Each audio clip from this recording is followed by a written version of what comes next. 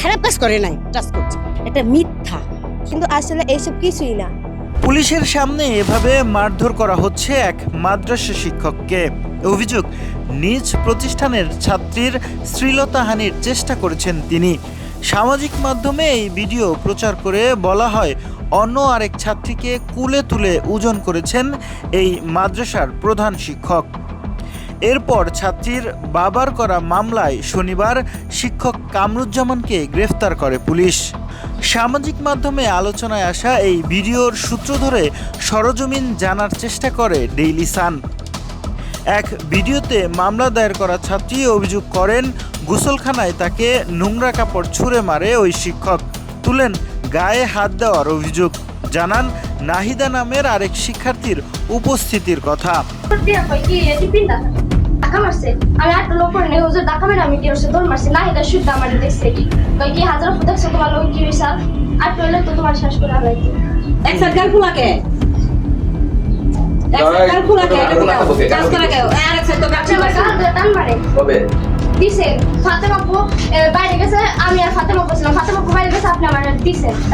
এবার নাহিদাকে খুঁজে বের করে ডেইলি সান।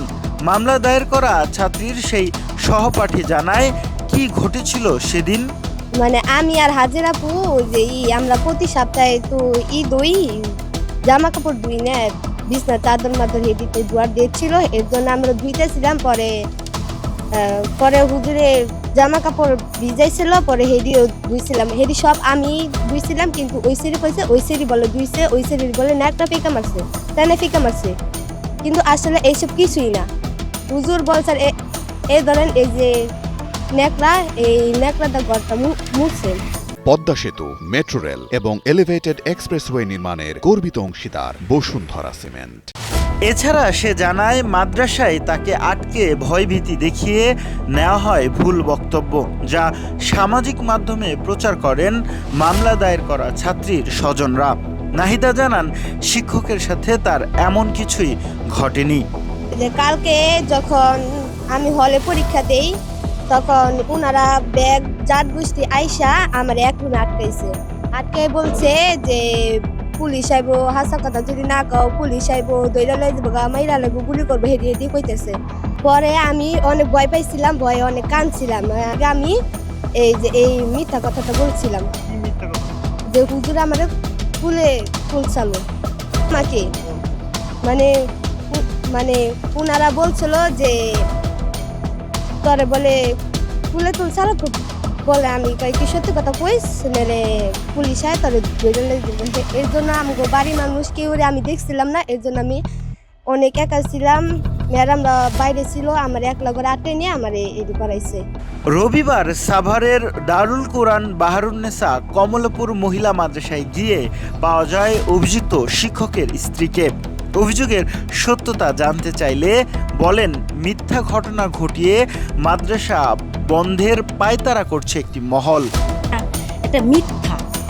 ওরা থাকে হুজুর এই পাশে থেকে ওই পাশে যায় না। আমার মুখেটা তো আপনারা নাও বিশ্বাস করতে পারেন, গেলে আমার ছাত্রী গার্জিয়ানরা আছে, ছাত্রীরা আছে, এদের কথাটা শুনলে মনে হয় আমাদের কাছে বেশি ভালো হইতো। আর এর পিছনে থাকতে পারে মেয়েরা, দুটো মেয়ে মনে করেন ষড়যন্ত্রতে আছে, বুঝছেন। এই মেয়েটা ওই ছেলের কাছে বিবাহ বসার জন্য আমার মাদের সাথে যাইতে চাইছিল। পরে আমি কি করলাম, তার বাবারে, তার বড় জেঠিরে, মা বিদেশ থাকে, তার আরেকটু চাচারে ডাইকে নিয়ে আসলাম। হুজুরে বললাম যে ডাইকে নিয়ে আসেন, আমার মাদের সাথে গেলে আমার মাদের সাথে বদলাম হবে। তো ডাইকে নিয়ে আসলো। তারা মেয়েটা বললো কি যে না আমি যাবো না, আমি মাদের সেই লেখাপড়া করবো।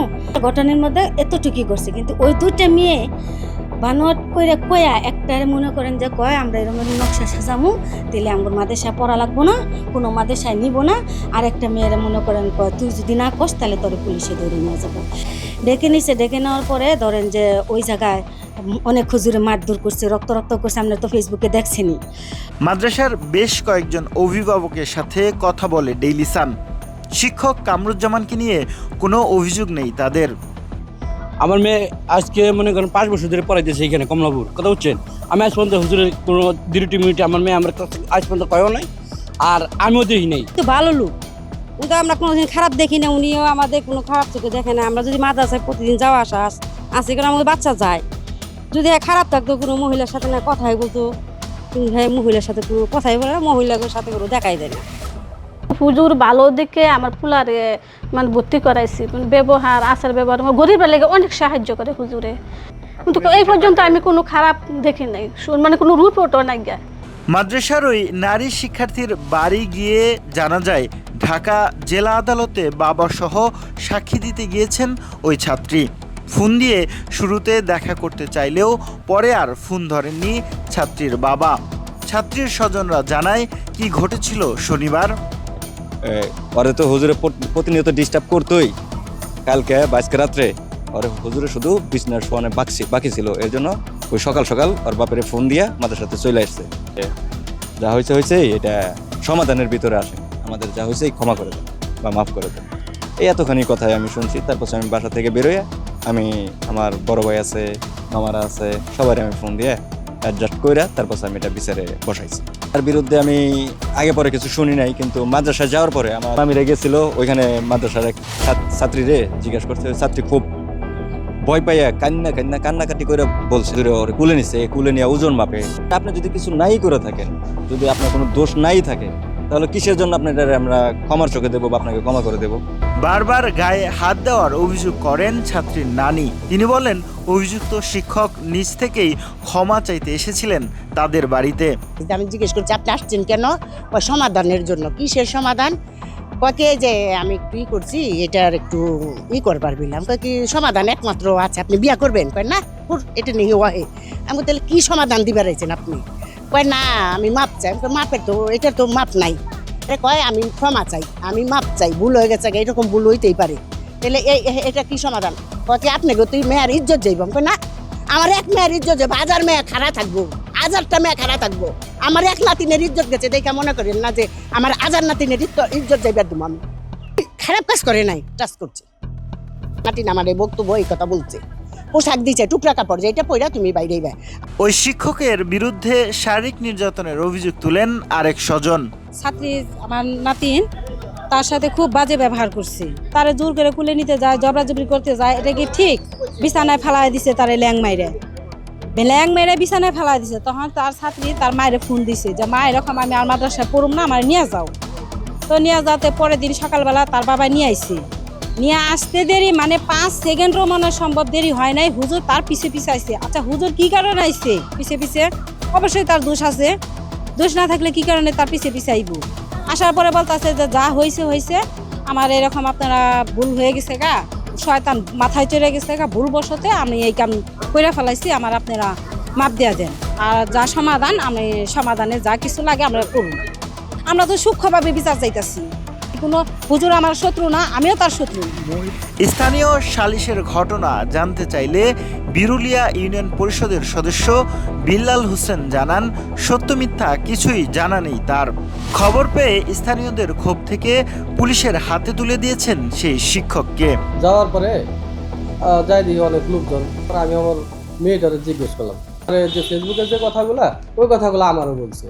বললো কি যে ভাই এত কিছু হয় নাই, তো যদি আপনাকে অপরাধ থাকে আমি তাহলে ভাই এক কাজ করেন, আমার সালিশের মাধ্যমে করে দেন, থানায় দেন না। তাই আমি বললাম ভাই এখানে পুলিশ আইছে, আর এটা তো আমরা এভাবে ছাড়তে পারি না, যেহেতু এলাকার মানুষ আপনার করছে, এলাকার মানুষ পুলিশ প্রশাসন যেটা ভালো মনে করে ওটা করবে না, পুলিশে উপস্থিত। তো এখানে আমরা কথাবার্তা বলার পরে যাই হোক 2-1জনের চর থাপড় দেয়।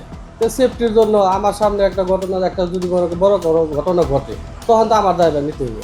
ওই চিন্তা করে আমি পুলিশে বললাম যে ভাই এখানে রাখাটা নিরাপদ না, ফাঁড়িতে নিয়ে যান। ফাঁড়িতে নিয়ে গেলে আইসি স্যার আছে, ওসি স্যার আছে, যেটা ভালো মনে করে এরা তথ্য বাইর করে সঠিক বিচারটা আমরা করবো। নি এই মাদ্রাসার বিরুদ্ধে কেউ যে গতকালকে যে ঘটনাটা ঘটছে, আমি আগে পরে কোনো সময় শুনি না, কেউ আমারে বলেনি। এ ঘটনায় সাভার মডেল থানায় মামলা করেন অভিযোগ করা ছাত্রীর বাবা। সেই মামলায় শনিবার মাদ্রাসার পরিচালক ও প্রধান শিক্ষক কামরুজ্জামানকে গ্রেফতার করে আদালতে সোপর্দ করে পুলিশ। এটা অ্যাকচুয়ালি ধর্ষণের অভিযোগ না, এটা হচ্ছে শ্লীলতাহানি। ধর্ষণটা তো অনেক গুরুতর একটা বিষয়। এটা সে শ্লীলতাহানি করেছে। এটা ভবানীপুর এলাকায়। অভিযুক্তর নাম মোহাম্মদ কামরুজ্জামান। ইনি দারুল কোরআন বাহরুন্নেসা কমলাপুর মহিলা মাদ্রাসার প্রতিষ্ঠাতা এবং নিজেও প্রধান শিক্ষক। উনি তার ছাত্রীকে শ্লীলতাহানি করেন। সেই অভিযোগের প্রেক্ষাপটে আমরা গতকালকে একটা মামলা নিয়েছি এবং আসামি আমরা গ্রেপ্তার করেছি। আসামিকে বিজ্ঞ আদালতে প্রেরণ করা হয়েছে। আমাদের তদন্তের যে ধাপগুলো আছে সেই ধাপগুলো আমরা সম্পন্ন করে অতি দ্রুত আমরা পুলিশ রিপোর্ট বিজ্ঞ আদালতে দাখিল করব। এমন ঘটনায় মর্মাহত স্থানীয়রা। সুষ্ঠু তদন্তের দাবি তাদের। Sheikh Nasiruddin, Daily Sun.